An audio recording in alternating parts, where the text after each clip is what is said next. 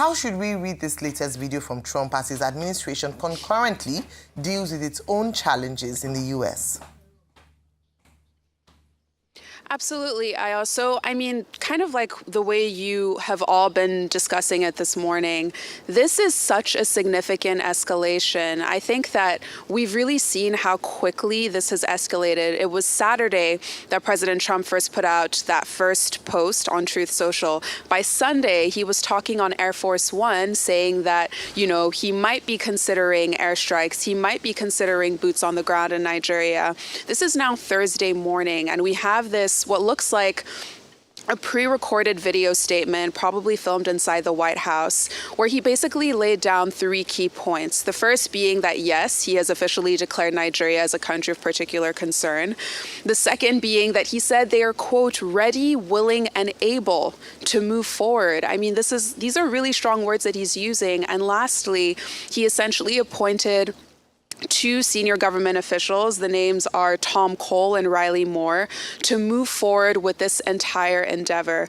So I think the key point that we really need to take away right now is the fact that the President Trump, his administration has a strong sense of urgency on this entire matter. And I want to juxtapose it with what's going on here in the U.S. because as I've been here for the last few days, it's a really interesting time. First of all, we had those major elections where the Democrats essentially sweeped, all of the key states, New York, New Jersey, Virginia.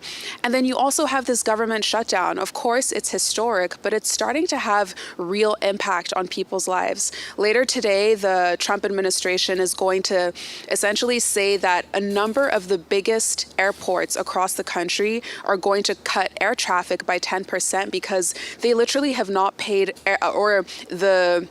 the scope of air travel is too much for air traffic controllers, and they haven't been paid since October because of this shutdown. And I'm saying all of this to say that America itself is dealing with real issues, but the fact that President Trump is still willing and able to put out these kinds of videos, these kinds of statements, it shows the sense of urgency that he seems to have towards this issue, even though Americans here on the ground are dealing with issues of their own. So is there a sense that the diplomatic wheels are turning and that this potential military action by Trump has suggested can be averted in any way?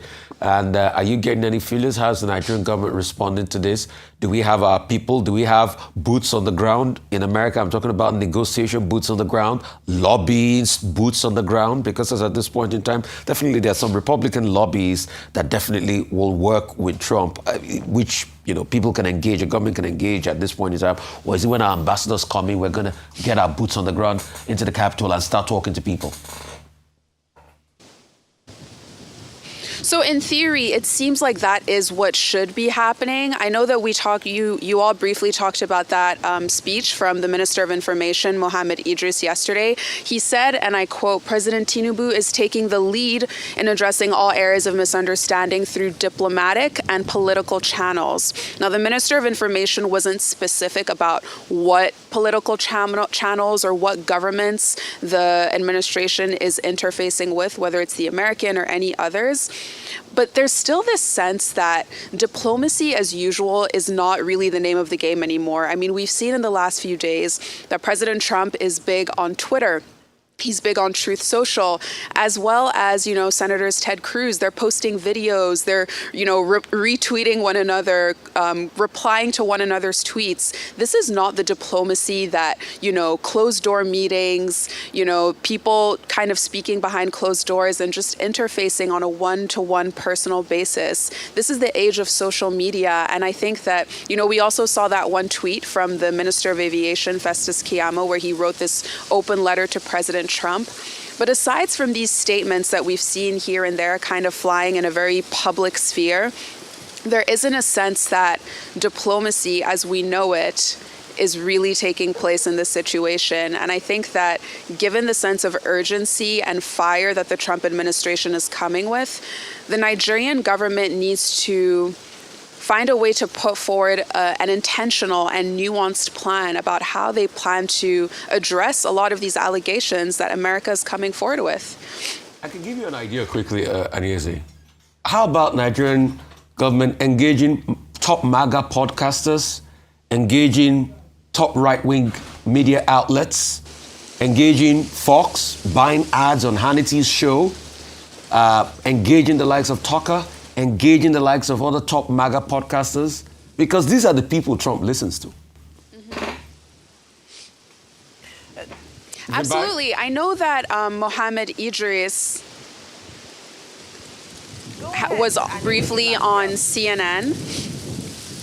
Okay, sorry. Yeah, Trump I know that doesn't watch Mohammed that. Idris was briefly on CNN. That's not the platform. He doesn't watch But that. exactly.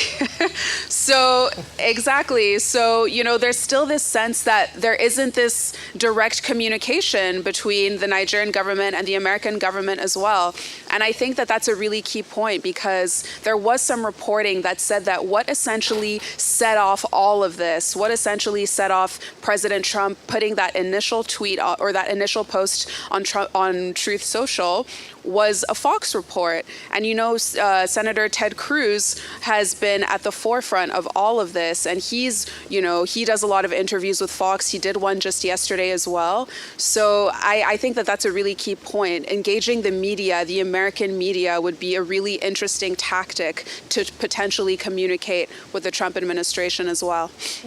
Absolutely. And I mean, meanwhile, while we're talking about engagement, Republican U.S. Senator Ted Cruz had said that he plans to be explicit about which Nigerian officials he plans to hold accountable for being complicit in this alleged Christian genocide. The list is not out yet, but what more are you learning about who might be on it? Are there any murmurings in D.C. About who we can expect to be named and shamed, so to speak? Yeah, so to Rufai's point, Senator Ted Cruz did an interview with Fox News just yesterday, and he essentially called out 12 northern states as the potentials of who we might see on that list. I mean, I won't list them all out, but they're essentially the states that engage with the Sharia law, so Zamfara, Kano, Katsina, Bauchi, and more. And Cruz seems to be hinting that a lot of the government officials that he intends to name and shame, as he said, in the coming days and weeks, will likely be from those particular states. And he said that it's because, in his words, these particular government officials are complicit in the mass murder of Christians, and the plan is to sanction these officials. Now, it's still not clear what exact sanctions they plan to enact. But, you know, as the U.S. has done before, it could be visa bans, it could be asset freezes, it could be seizing properties. It's definitely, we're kind of in a waiting game as of now, but, you know, we'll see how this all plays out, especially because he said he would call these officials out by name. So this is a story and a thread we will absolutely keep following.